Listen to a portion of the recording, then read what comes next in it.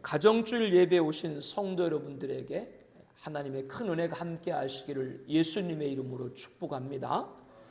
가정의 근간은 부부죠. 가정주일은 곧 부부주일입니다. 하나님은 지구의 시작을 가정으로 하셨죠. 사회와 국가와 인류의 근간이 가정인 것입니다. 성소수 차별 금지법 등 하나님 창조 질서를 훼손하는 행위가 일반화, 합법화, 법제하려고 하는 시대에 하나님이 세우신 가정을 수호하는 성도 여러분 되시기를 다시 한번 예수님의 이름으로 축복합니다.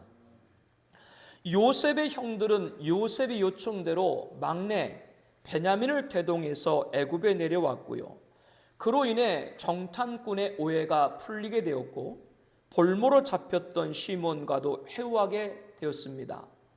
그동안 두려움에서 해방됐고 이렇게 긴장이 풀리고 마음이 홀가분해지자 요셉이 주최한 연찬에서 마음껏 먹고 마시며 기쁜 시간까지 즐기다가 늦게 요셉의 형들은 잠이 들었습니다. 그러나 그 시각 요셉은 자지 않고 집 청지기에 명하여 양식을 각자의 자루에 운반할 수 있을 만큼 채우고 각자의 돈을 그 자루에 넣게 하고 또 내잔 곧 은잔을 베냐민의 자루 아기에 넣고 그 양식값 돈도 함께 넣으라고 명했습니다.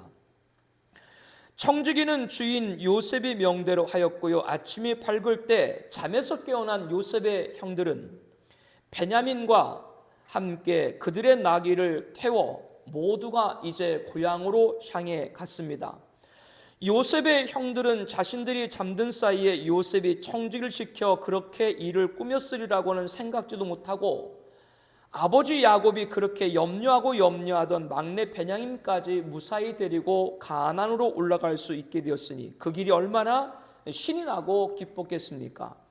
빨리 가서 아버지와 처자들에게 구한 식량으로 굶주림을 면하도록 하기 위해 발길을 재촉했습니다. 한편 형들과 아우가 떠난 것을 확인한 요셉은 그들이 성읍에서 나가 멀리 가기 전에 청지기를 불러들였습니다. 그리고는 일어나 그 사람들의 뒤를 따라가서 그들에게 이르기를 너희가 어찌하여 선을 악으로 갚느냐? 이것 은자는 내 주인이 가지고 마시며 늘 점치는 데 쓰는 것이 아니냐? 너희가 이같이 하니 악하도다 하라고 그렇게 지시를 했죠. 여기서 잠깐 은잔이 등장하고 그 용도가 요셉이 점치는 데 쓰는 것, 그리고 요셉이 창세기 44장 15절에 보면 요셉이 형제들에게 너희가 어찌하여 이런 일을 행하였느냐? 나 같은 사람이 점 잘 치는 줄을 너희가 알지 못하느냐? 이런 얘기를 했습니다. 이러한 말씀에 의아할 것 같아 설명을 드리고 본문을 이어가고자 합니다. 요셉은 하나님을 경외하고 드높이는 사람, 하나님의 사람인데 어떻게 그가 애굽의 미신을 따라 은잔으로 점치는 술사 같은 일을 할 수 있을까? 이런 의문이 생기죠. 그러나 이러한 일이 있게 된 배경을 보면 어렵지 않게 이해할 수가 있습니다. 앞서 요셉이 첫 번째 애굽으로 식량을 구하러 내려갔고 요셉의 형들이 첫 번째로 애굽의 식량을 구하러 내려갔고 요셉을 대면하게 되죠. 형들을 알아본 요셉이 일부러 모른 체를 하면서 정탐꾼으로 그리고 그들의 곡식자리에 돈을 덜어넣어 도둑질한 것으로 몰아세운 것은 요셉이 꾸민 시나리오였죠. 오늘 본문에는 두 번째 요셉의 형들이 요셉을 대면한 뒤 연찬 후에 그들의 곡식의 돈은 물론이고 애굽에서 미신으로 사용되는 은잔을 넣도록 한 것도 누가 꾸민 시나리오인 것으로 누가 꾸민 시나리오에서 온 것입니까? 당연히 요셉이죠. 이러한 정황을 볼 때 요셉이 애굽의 미신을 따라 은잔을 갖고 점치는 술사였다라는 말 역시 형들의 마음을 알아보기 위해 꾸민 시나리오에 불과한 것입니다. 전혀 사실이 아니라고 하는 것이죠. 우상 숭배가 창궐한 애굽에서 웬만한 주의가 있는 그런 고관 대작들 집에 은잔은 흔히 볼 수 있는 물건이기도 했죠. 청지기는 요셉의 형들을 따라가서 주인 요셉이 이른 대로 그대로 말을 전했습니다. 이제 정탐꾼이란 오해도 풀렸고 모든 문제가 해결된 것으로 알았던 요셉의 형들은 요셉의 청지기 말에 넋이 나갔죠. 할 말을 잃었습니다. 다급하고 다급해진 요셉의 형들은 청지기를 내 주여라고 부르면서 어찌 이렇게 말씀하시나이까? 당신의 종들이 이런 일은 결단코 아니하나이다며 또다시 자신들의 무죄를 거듭거듭 호소해야 했습니다. 요셉의 형들은 우리 자루했던 돈도 우리가 가나안 땅에서부터 당신에게로 가져왔거늘 우리가 어찌 당신 주인의 집에서 은금을 도둑질하리까면서 당신의 종들 중 은잔이 누구에게서 발견되든지 그는 죽을 것이고 우리는 내주의 종들이 되리라 재차 3차 결박을 주장했습니다. 모든 내막을 알고 있던 청지기는 시치미를 떼고는 요셉의 형들에게 그러면 너희의 말과 같이 하리라. 은잔이 누구에게서든지 발견되면 그는 내게 종이 될 것이고 너희는 죄가 없으리라고 했습니다. 자기들 가운데 은잔이 있을 것이라고는 전혀 생각하지 못했던 요셉의 형들은 각각 자신들의 자루를 급히 땅에 내놓고 자루를 각기 풀기를 시작했습니다. 청지기는 요셉의 형들의 나이에 많은 자서부터 시작해서 나이 적은 자까지 하나하나 조사를 하기를 시작했죠. 그런데 제일 막내인 베냐민 자루를 여는 순간 모든 형제들이 기겁한 일을 벌어졌습니다. 거기에서 뭐가 나왔어요? 요셉의 은잔이 베냐민 자루에서 발견된 것이죠. 요셉의 형들은 놀랐습니다. 자신들의 옷을 찢고 각기 짐을 나귀 싣고 통곡하며 죄인이 되어 성으로 돌아가야 했습니다. 베냐민 자루에서 은잔이 발견될 줄 꿈에도 생각하지 못했던 요셉의 형들은 앞서 은잔이 누구에게서 발견되든지 그는 죽을 것이고 우리는 내 주의 종이 되리라 이렇게 말을 했었죠. 마치 22년 전 아무 죄도 없이 형들의 미움을 받아가지고 종으로 팔려 애굽으로 끌려가야 됐던 요셉의 모습과 너무나 흡사하지 않습니까? 2주 전 말씀을 드린 대로 타인의 괴로움을 외면하면 나도 그의 길을 간다. 상대의 괴로움을 외면하면 나도 그 괴로움을 당한다. 우리들은 이 말씀을 다시 한번 명심해야 됩니다. 오늘 말씀의 첫 번째 가르침입니다. 누군가 나에게 당신이 이런 일을 했지? 라고 이렇게 추궁하고 묻거든 나는 그런 일 한 적 없다 라고 하더라도 오늘 요셉 형들처럼 죽을 것이고 내가 만약에 그 일을 했으면 죽을 것이고 종이 되리라 이런 극단적인 말은 하지 않기를 바랍니다. 죽을 것이고 종이 되리라 라는 말에는 어떤 의미가 있어요? 절대라는 뜻이 있죠. 결단코 아니하나이다. 절대 나는 그런 일을 범한 적이 없다 라고 하는 것이죠. 그러나 사람은 절대라는 말을 사용할 때 신중하고 신중해야 됩니다. 예수님께서 잡히시기 전날 밤 제자들과 뜻깊은 시간을 갖고자 하셨죠. 제자들과 저녁 잡수시던 자리에서 일어나 겉옷을 벗고 수건을 가져다가 허리에 두르시고 대야에 물을 떠서 제자들의 발을 씻으시고 그 두르신 수건으로 닦기를 시작을 했습니다. 수제자인 베드로의 차례가 됐습니다. 자신의 발을 씻으려는 예수님에게 베드로가 주여 주께서 내 발을 씻으시나이까 차마 자기의 더러운 발을 내놓을 수 없다라고 거부를 했습니다. 성경 당시 팔레스타인 지역은 샌들 같은 신을 신었습니다. 모래와 먼지가 많은 땅에서 발은 신체 중 가장 더러운 것이죠. 그래서 어느 집에 방문을 하면 주인은 손님에게 손과 발을 씻을 물을 내어줍니다. 그렇게 더럽혀진 발을 베드로는 주님에게 차마 내놓을 수 없다 이렇게 지금 말을 하고 있는 겁니다. 그러나 예수님께서는 내가 아는 것을 내가 지금은 알지 못하나 이후에는 알리라 라고 했습니다. 그러나 베드로는 물러서지 않고 내 발을 절대로 씻지 못하리다 라고 했지만 예수님께서는 내가 너를 씻어주지 아니하면 내가 나와 상관이 없다 라고까지 말씀을 했습니다. 그러나 베드로는 그렇게 씻겨주실 것이면 차라리 내 발뿐만 아니라 손과 머리도 씻어주옵소서 라고 말을 하죠. 이때 예수님께서 뭐라고 하셨는가? 요한복음 13장 10절 말씀을 함께 보겠습니다.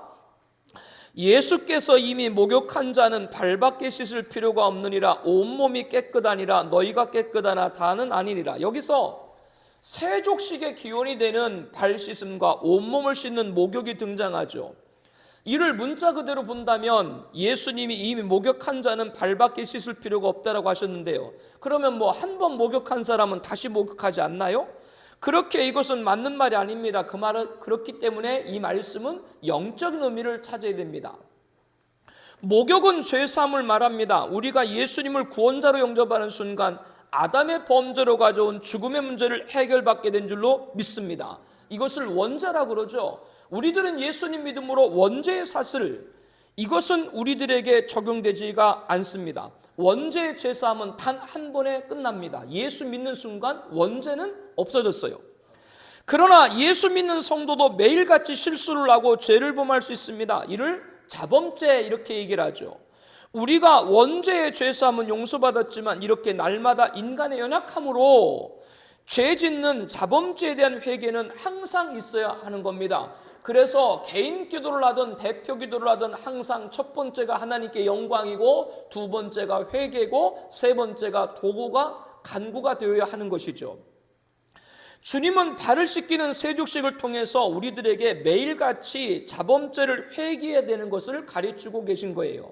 그러므로 예수님께서 매일 씻어야 하는 발과 같이 날마다 자범죄를 회개하지 않으면, 누구 이름으로 회개하지 않으면? 예수 이름으로 회개하지 않으면 내가 나와 상관이 없다. 또 원죄를 뜻하는 목욕은 원죄를 뜻하는 것이고 발밖에 씻을 것이 없다라고 하는 건 뭐라고요? 자범죄. 이렇게 주님이 비유로 가르쳐주고 계시다라고 하는 겁니다. 그런데 이것을 알지 못하는 베드로는 뭐라고 그랬어요? 내 발을 절대로 씻지 못하시리라. 인간의 연약함으로 범할 수 있는 매일같이 범하는 죄를 회개하지 않겠다는 것과 똑같습니다. 절대라는 말을 쓰는 것이 얼마나 신중해야 되는지를 알 수가 있습니다. 내 이성과 상식과 합리로 주님 앞에 더러운 발을 내놓는 일은 절대 안 된다라고 생각되어도 주님이 하라고 하면 그 발을 내놓아야 합니다. 주님은 우리의 더러운 발을 거부하지 않습니다. 이 말은 우리의 발이 더러워도 그 발을 주님 앞에 내놓기를 원하신다라고 하는 것이죠. 이 말은 예수님께서는 우리가 죄인이라고 거부하는 분이 아니라는 말을 해주고 계신 겁니다. 예수님은 죄인을 거부하는 분이 아니라 말씀하신 것처럼 내가 의인을 부르러 온 것이 아니라 누구를 부르러 왔다? 죄인을 부르러 왔다. 건강한 자에게는 의사가 필요가 없고 병든 자에게 의사가 필요가 있다. 즉 죄인이라고 하는 사람이 죄인 때문에 주님 앞에 못 나가는 것이 아니라 죄인이기 때문에 주님 앞에 나가야 될 줄로 믿습니다. 이거를 가르쳐주는 것이죠. 이렇게 예수님 앞에 회개를 원하십니다. 그러므로 주님 앞에 절대라는 말을 쓸 정도로 내놓지 못할 죄는 없어요. 어떤 사람은 예수 믿는 사람들 맨날 죄 짓고 죄 진다. 100가지 죄를 짓고 저도 날마다 회개해서 한 가지라도 고쳐나가는 것이 성경적인 죄의 사함인 줄로 믿습니다. 그것은 주님이 앞에 어떤 죄라도 내놓으라는데 나는 이제 못 내놔요 라고 하는 건 겸손이 아니라 모든 죄를 용서하시는 주님의 은혜를 망각하고 경여기는 것이죠. 이것이 본문에서 절대란 말에서 우리가 적용해서 찾는 오늘 가르침인 거예요. 은잔이 발견되면 죽을 것이고 종이 되리라는 말에는 절대란 의미가 포함되어 있는 거죠. 이 말씀을 드리면서 여러분에게 나누는 겁니다. 적용해서요. 누군가 나에게 당신이 이런 일을 했지 라고 했을 때 내가 그런 일을 한 적 없다. 절대 나는 그렇게 하지 않았다 라고 말하지 말아야 됩니다. 절대라는 말은 누구만 쓸 수 있는 거예요? 하나님의 영역이에요. 인간의 영역은 절대라는 말이 안 되는 거예요. 그렇기 때문에 지금 이 말을 여러분에게 드리는 거예요. 우리는 인생을 살아가면서 절대자인 하나님만 행하실 수 있는 절대란 용어를 사용하는데 아주 신중을 해야 됩니다. 요셉의 형들은 결탄코 아니하나이다. 은잔이 발견되면 죽을 것이요 종이 되리라는 절대 말을 사용했다가 자기들이 뭐요? 그 위험에 그대로 자기들이 빠지고 만 것이죠. 그리고 절대 연장선에서 맹세한다는 말도 또한 신중을 해야 됩니다. 맹세요. 너는 너희 하나님 여호와의 이름을 망령되 일컫지 말라. 나 여호와는 나의 이름을 망령되 일컫는 자를 죄 없다 하지 아니하시라. 출애굽기 20장 7절입니다. 너희는 내 이름으로 거짓 맹세함으로 내 하나님의 이름을 욕되게 하지 말라. 나는 여호와니라. 레위기 19장 12절 말씀입니다. 사람이 여호와께 서운하였거나 마음을 제어하기로 서약하거든 파약하지 말고 그 입에서 나온 대로 다 행할 것이니라. 민수기 30장 2절 말씀입니다. 이런 맹세에 관한 말씀, 구약의 가르침을 예수님께서는 우리들에게 이렇게 가르쳐 주셨죠. 우리 함께 마태복음 5장 33절 말씀부터 우리 함께 보겠습니다. 또 옛사람에게 말한 바 헛 맹세를 하지 말고 내 맹세한 것을 주께 지키라 했다는 것을 너희가 들었으나 나는 너에게 이르노니 도무지 맹세하지 말지니 하늘로도 하지 말라 이는 하나님의 보좌이며 땅으로도 하지 말라 이는 하나님의 발등상이며 예루살렘으로도 하지 말라 이는 큰 임금의 성읍이요. 예수님께서는 우리들에게 도무지 맹세하지 말라 그런 말 하지 말라고 하면서 하늘로 하지도 말라 이는 하나님의 보좌임이라 라고 했습니다. 우리가 내가 하늘을 두고 맹세한다 그런 말 가끔 하죠. 여러분도 해봤죠? 안 해봤어요? 그런데 그렇게 말하면 그것은 누구에게 하게 된다고 하는 것이에요? 하나님입니다. 그러면 땅으로 맹세한다라고 하는 건 문제가 되지 않나요? 주님은 뭐라 그랬어요? 땅은 뭐다? 하나님의 발등상입니다. 이 지상에서 하나님의 통치가 미치지 않는 것이 없다 그런 뜻이죠. 예루살렘으로도 하지 말라라고 했습니다. 그 이유는 예루살렘은 큰 임금의 성이라고 했습니다. 옛날에 우리가 한양에는 누가 산다 그래요? 한양에 누가 산다 그래요 옛날에? 상감마마. 예전에 고 노무현 전 대통령이 수도 이전하려고 했죠. 그때 헌재에서 뭐라고 판별을 했어요? 사람들이 수도 그러면 뭐라고 사람들은 생각한다? 서울. 관수법법. 우리나라는 성문헌법인데 왜 관수법법으로 이렇게 판결했는지 전 이해가 되지 않습니다. 그래서 이번에 아예 헌법을 지금 바꾸려고 그러죠. 국민이 투표하고 원하면 수도를 바꿀 수 있다. 아무튼요. 서울 그러면 우리들은 옛날에는 상감마마 지금은 누가 살아요? 대통령. 이렇게 인식하듯이 예루살렘으로도 맹세하지 말라라고 하는 것은 이스라엘에게 있어서 예루살렘은 누가 임재해요? 하나님이 임재하는 처소이기 때문에 큰 임금성이라고 하는 건 누구예요? 하나님이라고 하는 것이죠. 그러므로 유대인들에게 있어서 예루살렘으로 맹세한다는 것은 하나님께 하는 것 같습니다. 그러므로 이 지구 안에 어느 곳이든지 맹세하는 건 누구에게 하는 것이다? 하나님에게 하는 것이다. 이 교훈에서 우리가 알아야 될 것은 맹세도 하나님의 영역이라고 하는 것입니다. 즉 우리가 그동안 창세기를 통해서 하나님은 아브라함과 그 자손을 택했고 택한 받은 자들로 하여금 하나님께서 언약을 하셨죠. 그런데 하나님의 언약은 상호 협의된 언약이 아니라 하나님의 일방적인 명령이죠. 즉 인간을 하나님이 명령할 때 그렇게 따르겠습니다. 순종만 있어야 됩니다. 그런데 인간과 인간 사이의 언약도 있었죠. 한 예로 아브라함과 아비멜렉이 언약을 맺었는데 그 아비멜렉의 아들 아비멜렉이 아브라함의 아들 이삭 때 와서 언약을 파기했죠. 이렇게 인간의 협의에 의한 언약은 온전할 수가 없는 겁니다. 그런데 중요한 것은 인간과 인간 사이에 맺은 언약도 파기하게 되면 누가 형벌을 내리세요? 하나님이 형벌을 내린다라고 하는 겁니다. 아들 아비멜렉이 언약을 파기하고 아브라함의 아들 이삭을 그랄에서 내쫓고 우물을 강탈했죠. 결과가 어떻게 됐습니까? 아비멜렉이 통치했던 그랄의 목자들이 이삭의 목자들로부터 빼앗은 우물을 식수로 사용하면 사람들 간의 싸움이 끊이지를 않는 것입니다. 강탈한 우물을 농수로 사용하면 곡식이 제대로 여물지도 못하고 말라 비틀어지는 것입니다. 그뿐 아니죠. 도둑질한 우물로 가축을 먹이면 우양들이 치고받고 새끼를 제대로 만들지를 못합니다. 그러므로 인간과 인간의 협의하에 언약을 맺고 꼭 지키겠다는 맹세하지 말라고 한 것 누가 듣고 계시다? 하나님이 듣고 계시다라고 하는 걸 우리들은 잘 생각해야 됩니다. 맹세도 누구의 영역이다? 하나님의 영역인 거예요. 우리는 요셉의 형들이 은잔을 찾으면 죽으면 죽을 것이고 종이 될 것이다 라는 말의 의미에서 절대는 하나님의 영역에 있다 말씀을 드렸습니다. 또한 절대 연장선에서 맹세도 함께 상고했습니다. 인간과 인간 사이에 합의한 맺은 언약을 꼭 지키겠다고 맹세하고 나서 지키지 않게 되면 그에 대한 형벌은 누가 내리세요? 하나님께서 내리시는 것이죠. 이 지구 안에서 누구와 맹세를 하건 그것은 하나님이 들으시기 때문입니다. 절대 맹세와 함께 우리가 또 신중하게 사용해야 될 단어가 무죄예요. 요셉의 형들이 죽을 것이고 종이 되리라 라는 말에는 자신들은 무죄하다고 하는 것이죠. 요셉의 형들이 은잔을 훔친 적도 없고 곡식 대금을 다시 자루에 넣은 것도 아닙니다. 이렇게 모든 일을 꾸민 것은 요셉이죠. 그렇기 때문에 요셉의 형들의 말대로 그들은 무죄하다고 할 수 있습니다. 그러나 왜 이러한 상황에 왔는지 그 원인을 알아야 하죠. 그 원인이 어디에 있습니까? 22년 전 요셉의 형들은 요셉을 미워하고 그래서 미디안 상인들에게 은 20의 종으로 팔고 아버지 야곱에게는 요셉 수염소를 죽여서 그 피를 묻어다가 야수에게 죽임당했다라고 거짓으로 고하고 그 옷을 품에 안고 아버지 야곱은 가슴에 한이 맺히게 통곡했죠. 이를 적용해서 볼 때 사람은 무죄하다 할 수 없다고 하는 것이죠. 내가 억울한 일을 당했을 때 정말 나는 다른 사람에게 아무 해도 끼치지 않았나 생각해 봐야 돼요.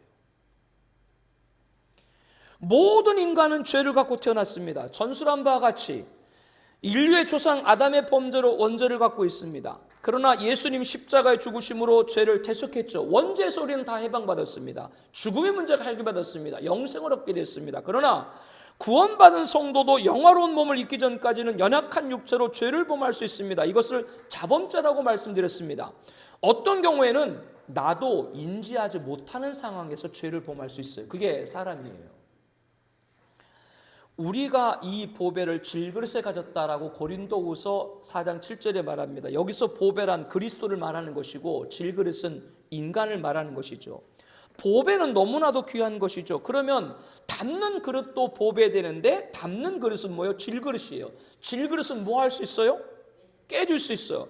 이 말은 보배인 예수님이 손상된다는 말이 아닙니다. 예수 믿는 성도들이 질그릇처럼 깨질 수 있는, 즉 죄를 범할 수 있다라고 하는 것이죠. 그러나 그렇기 때문에 고린도후서 4장 7절에 보면 계속해서 이렇게 말하죠. 우리 함께 말씀 보겠습니다. 이는 심히 큰 능력은 하나님께 있고 우리에게 있지 아니함을 알게 하려 함이라. 우리가 질그릇으로 깨질 수 있다, 즉 죄를 범할 수 있다.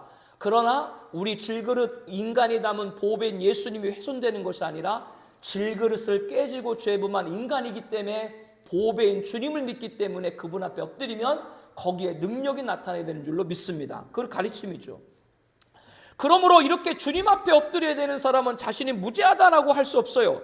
이것은 죄인처럼 항상 기죽어 살아라 그런 말이 아니고요. 인간은 죄 없다 할 수 없다라고 하는 것이죠. 그러므로 누구도 정죄해서는 안 돼요. 예수님을 3년 동안 따라다녔지만 아무 유익도 얻지 못한 것으로 결론을 낸 가룟 유다는, 계산이 굉장히 빠른 사람 아닙니까? 3년 내내 다녀봤자 아무것도 내가 얻지 못했다. 그래서 가룟 유다는 대생들과 거래를 해서 은 30을 받고 예수를 팔고, 대상들이 보낸 무리들이 겟세마네 동산에서 예수님이 계신 걸 알게 하도록 예수님에게 무엇으로? 키스로, 입맞춤으로 표시를 했죠. 그 입맞춤을 신으로 예수님께서는 겟세마네 동산에서 대상들이 보낸 무리들에게 결박을 당했습니다.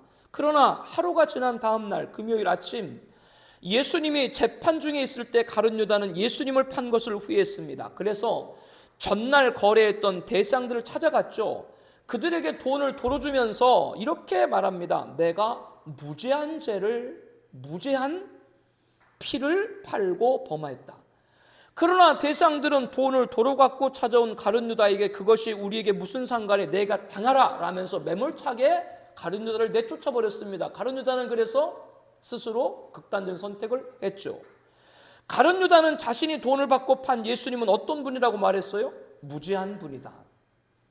한편 예수님을 총독 빌라도에게 넘긴 대상들과 장로들은 사형수 중 한 사람을 풀어주는 유월절 전례에 따라서 살인과 밀란을 일삼았던 바라바를 풀어달라, 그리고 예수를 죽이라, 이렇게 하도록 무리들을 선동했죠. 사주를 받은 무리들은 총독 빌라도에게 바라바를 놓아주고 예수를 십자가에 못 박으라고 소리치면서 총독 빌라도를 압박을 가했습니다.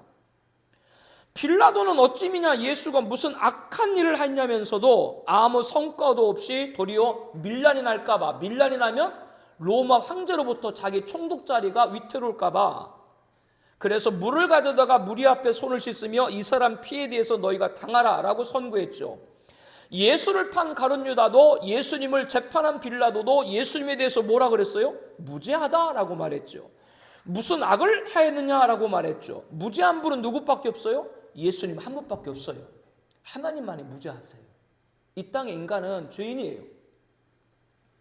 그러므로 절대 맹세 무죄는 하나님의 영역입니다. 그분이 그렇게 인정할 때까지 인간의 입으로 절대 맹세 무죄라는 말을 내세워서는 안 됩니다. 그래야 하나님의 심히 큰 영역이 우리에게 나타날 줄로 믿습니다. 죄인임을 고백하고 엎드려야 하나님의 능력이 나타나는 것이지, 전도할 때 그런 분 봤어요. 자기는 태어나서 한 번도 다른 사람에게 나쁜 짓 해본 적 없대요.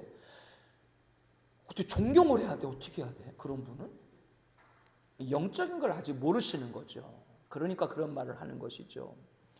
요셉의 형들은 은잔을 찾으면 죽을 것이고 종이 되라는 말에서 인간은 절대 맹세 무죄란 말을 경솔히 해서는 안 됨을 하나님의 영역임을 오늘 말씀의 첫 번째 가르침으로 나눴습니다. 이제는 곡식 대금을 갈취한 제범으로 그리고 자신들을 선대한 요셉이 가장 아끼는 은잔까지 도둑질한 것이 중진이 된 요셉의 형들은 무겁고 착잡하고 떨리는 마음으로 요셉의 집으로 발걸음을 향했습니다. 이제 수일이 지나면 고향에 돌아가 아버지를 배웠고 안부를 전하고 온 가족이 구해온 식량으로 따뜻한 식사를 나눌 줄 알았지만 그 모든 것은 일장춘몽이 되어버렸죠. 유다와 그의 형제들이 요셉의 집에 이르니 요셉은 아직 그곳에 있었고요. 형들은 또다시 요셉 앞에서 땅에 엎드려 됐습니다.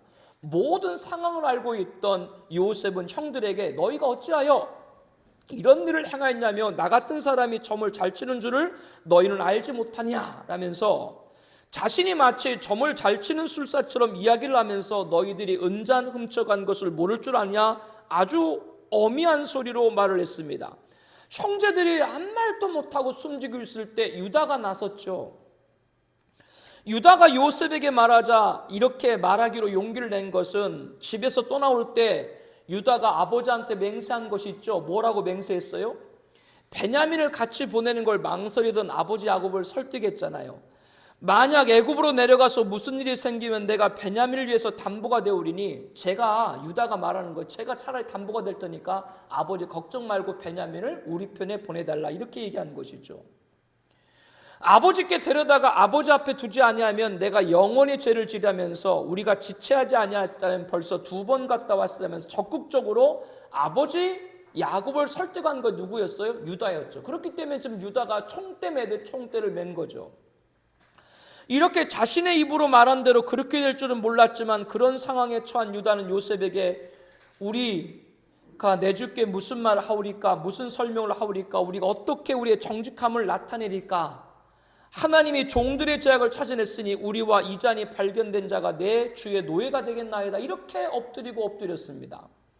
근본 은잔 사건으로 선대한 요셉을 배반한 것이 요셉의 형들 모두가 그리고 베냐민까지 요셉의 종이 다 되겠다고 하는 것이죠. 그러나 유다의 말을 들은 요셉은 이렇게 얘기합니다. 창세기 40장 17절에 보니까 내가 결코 그리하지 아니하리라. 잔이 그 손에서 발견된 자 누구예요?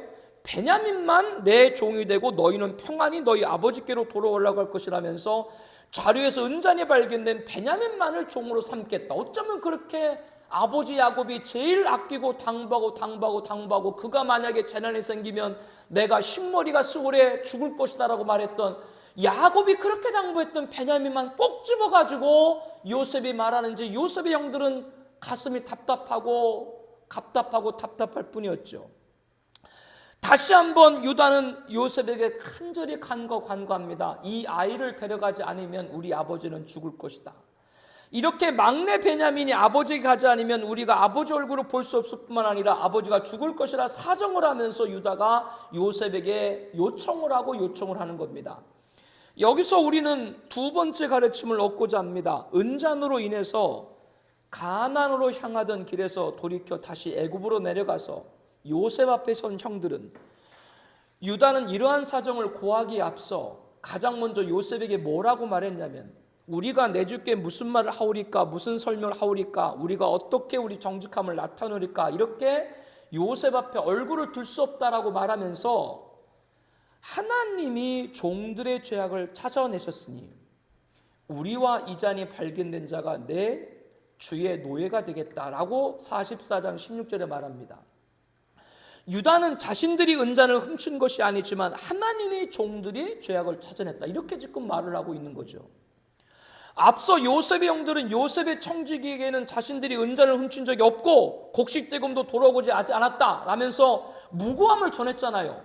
결단코 그런 일 하지 않았다. 그런데 요셉 앞에 섰을 때는 유다가 뭐라 그랬다고요? 하나님이 종들의 죄악을 찾아냈다. 자신들이 죄인이라고 하는 것이죠. 그러면 하나님이 종들의 죄악을 찾아냈다는 말이 하나님이 자기들이 훔치지도 않은 그러나 훔친 것이 된 은잔을 찾아냈다, 뭐 그런 말인가요? 그런 말이 아니죠. 그럼 이게 도대체 무슨 말인가? 요셉의 형들은 가나안의 기근이 심해지자 곡식을 사기 위해 첫 번째 애굽에 내려왔을 때 애굽 총리가 된 요셉이 자신의 종인지도 동생인지도 모르고 요셉에게 의해서 정탐꾼으로 몰리자 이렇게 그들을 자기들끼리 얘기했죠. 우리가 아우의 일로 말미암아 범죄했도다. 그가 우리에게 22년 전 애걸할 때 그 마음의 괴로움을 보고도 듣지 아니하므로 이 괴로움이 우리에게 임했다. 이렇게 첫 번째 그들이 정탐꾼 몰렸을 때 서로 그런 얘기했죠. 이로 볼 때 오늘 본문에서도 유다가 하나님이 종들의 죄악을 찾아냈다라고 하는 것은 은잔을 발견했다, 찾아냈다라고 하는 그 뜻이 아니라 하나님이 지난날 자신들이 요셉의 판 죄악에 대한 형벌로 받아들인 거예요.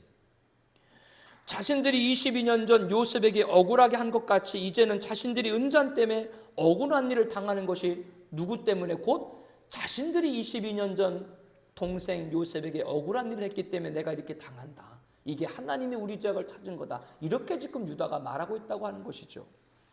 오늘 말씀의 두 번째 가르침은 하나님의 감찰입니다. 감찰이라고 하는 것은 모든 것을 보고 계신다고 하는 것이죠. 요셉의 형들이 요셉을 판 것은 22년 전 과거입니다. 그러나 그것은 인간에게 과거이지 하나님께는 과거와 미래가 없어요. 하나님은 항상 현재지. 왜? 그분에 의해서 역사가 주관되기 때문에 그렇습니다.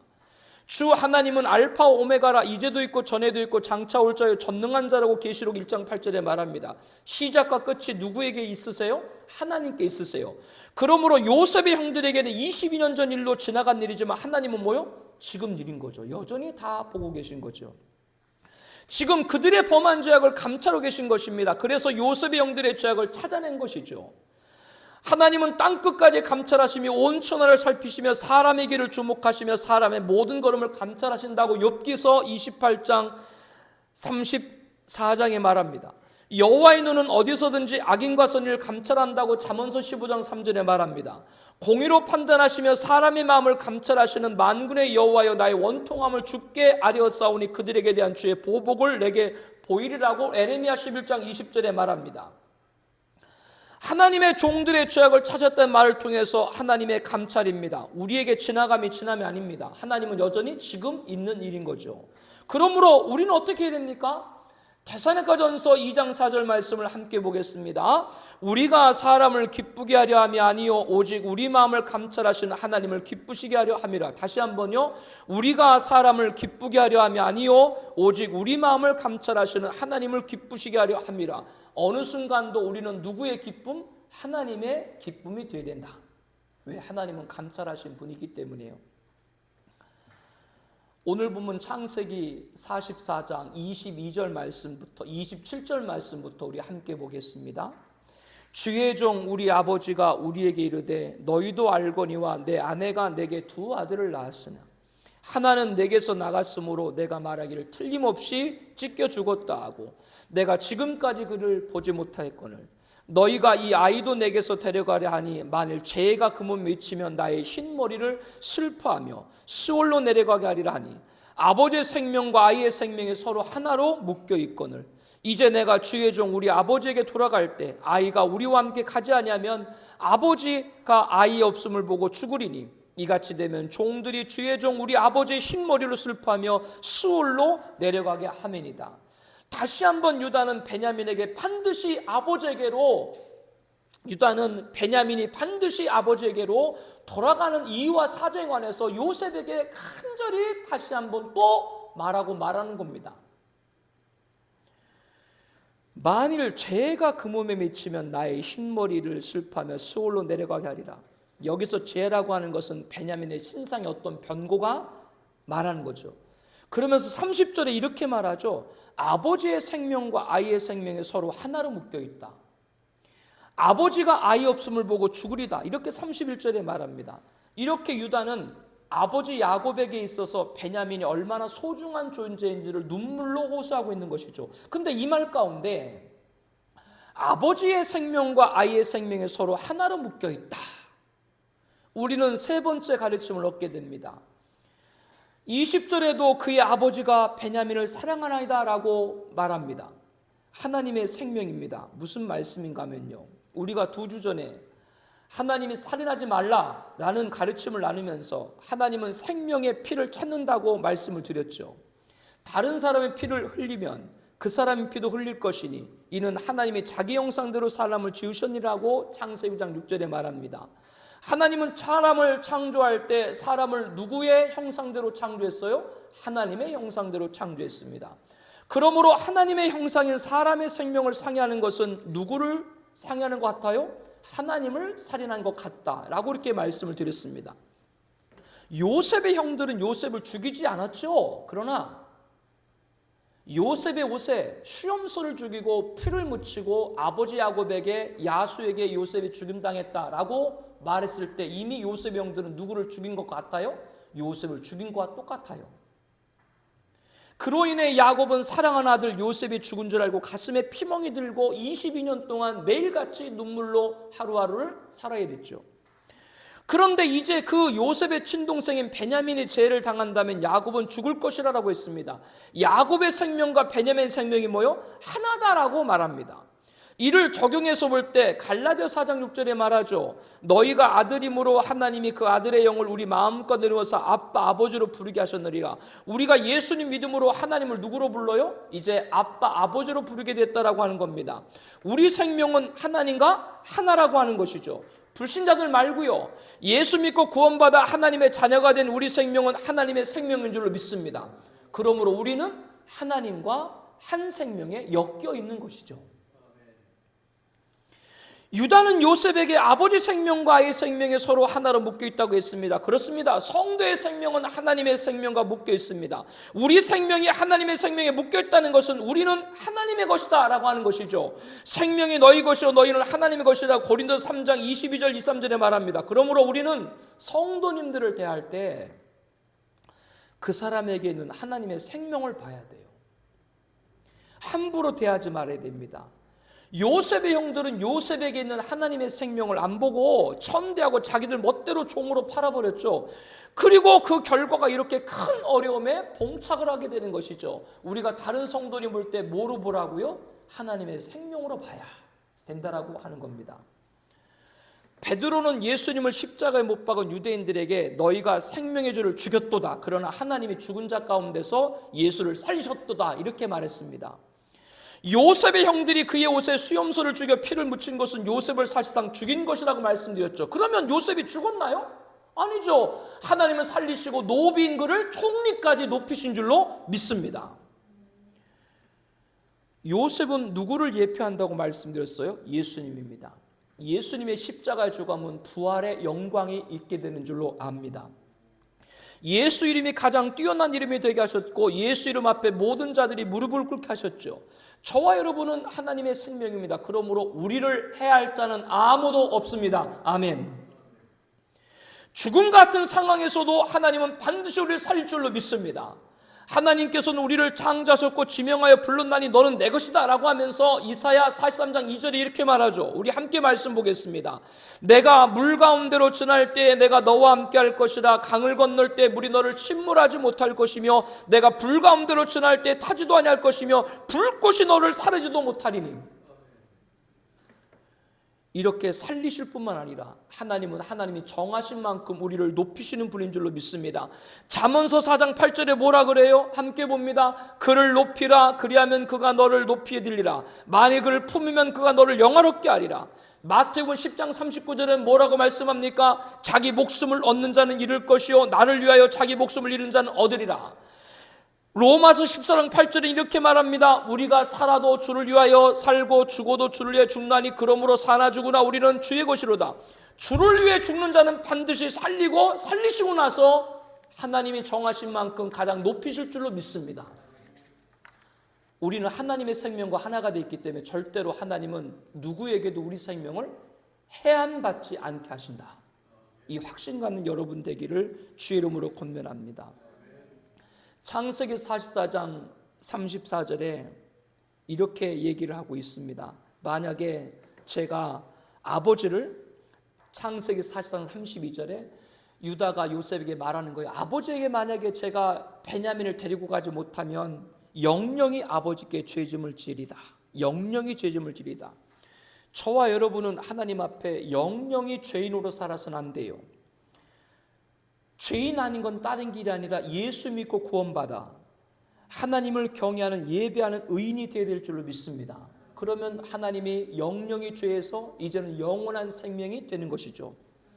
의인은 성도는 항상 하나님의 영역인 하나님의 감찰, 하나님의 생명을 기억을 해야 됩니다. 사랑하는 성도 여러분, 오늘 주신 말씀 붙들고 저와 여러분들이 이 말씀을 통해서 다시 한번 하나님의 영역, 절대, 무죄, 맹세, 그리고 하나님의 감찰, 하나님의 생명을 확실히 하고 승리하는 여러분 되시기를 예수님의 이름으로 축복합니다. 우리 함께 통성으로 기도하겠습니다. 우리 기도 제목 함께 읽겠습니다. 먼저 첫 번째입니다. 하나님의 영역 절대, 하나님은 죄인을 거부하지 않으십니다. 자신의 죄를 내어놓고 회개하기를 바라십니다. 절대 이것만은 말할 수 없어라는 겸손한 용서를 망각하는 자가 되지 않게 하옵소서.